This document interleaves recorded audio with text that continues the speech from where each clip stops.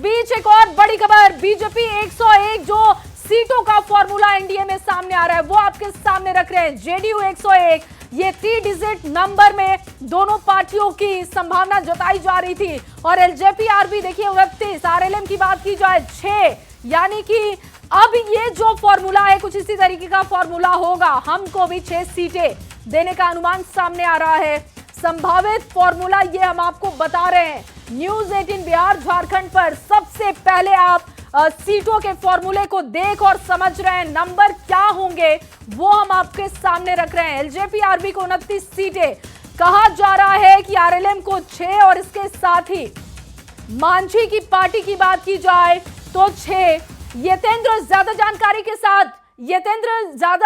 के साथ जुड़ चुके हैं। यतेंद्र, ये बताइए कि जो सीटों का फॉर्मूला आ रहा है बीजेपी 101, जेडीयू 101 और इसके साथ ही उपेंद्र कुशवाहा की पार्टी को 6, चिराग पासवान की पार्टी को 29, हमको भी 6, ये फॉर्मूला ही औपचारिक रूप से कल बीजेपी या आज देर रात तक ऐलान कर देगी, क्या लग रहा है? तो देखिए लगातार आपको बता रहे हैं कि क्या फॉर्मूला एनडीए में होगा, क्योंकि बीजेपी 101, जेडीयू 101 बिल्कुल बराबरी पर सीटों का बंटवारा किया गया है। अगर यही फॉर्मूला कल ऐलान किया जाता है तो इसके हिसाब से देखिए एलजेपी आरबी 29 और आरएलएम को 6, इसके अलावा हमको भी 6 सीटें देने का अनुमान बताया जा रहा है। अमितेश इस वक्त हमारे साथ जुड़ चुके हैं दिल्ली से। अमितेश, एनडीए का फॉर्मूला जो हम लगातार बता रहे हैं जिसमें बीजेपी 101 है और इसके साथ जेडीयू भी 101, यानी कि बराबरी सीटों का बंटवारा किया गया है। आरएलएम 6, हमको भी 6 और चिराग पासवान को 29। ये कितना सटीक फॉर्मूला है और क्या लग रहा है कि यही औपचारिक ऐलान में भी रखा जाएगा?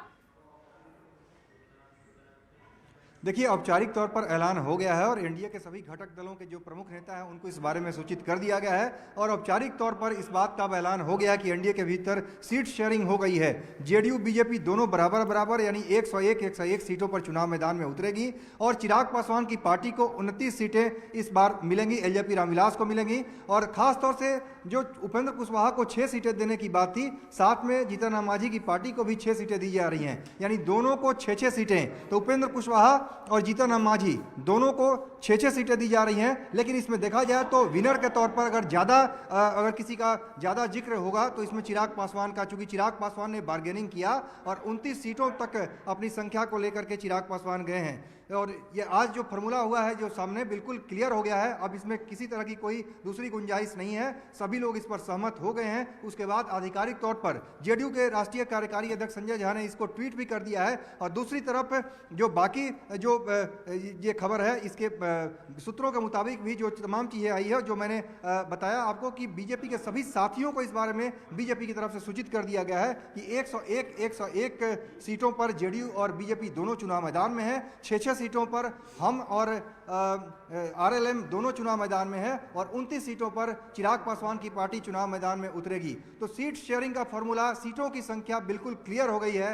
और आज अब केंद्रीय चुनाव समिति की बैठक थोड़ी देर में बीजेपी में शुरू होगी, जब प्रधानमंत्री नरेंद्र मोदी यहां पर बीजेपी मुख्यालय पहुंचेंगे। लेकिन उसके पहले सीटों पर अब मोहर लग गई है, किसके खाते में कौन सीटें जाएंगी इसके बारे में जल्द ही सूचित किया जाएगा। इस बारे में बाकायदा प्रेस कॉन्फ्रेंस करके इस बारे में जानकारी दी जाएगी। लेकिन फिलहाल बीजेपी की तरफ से और एनडीए के घटक दलों की तरफ से यह साफ कर दिया गया है कि सीट शेयरिंग एनडीए में हो गया।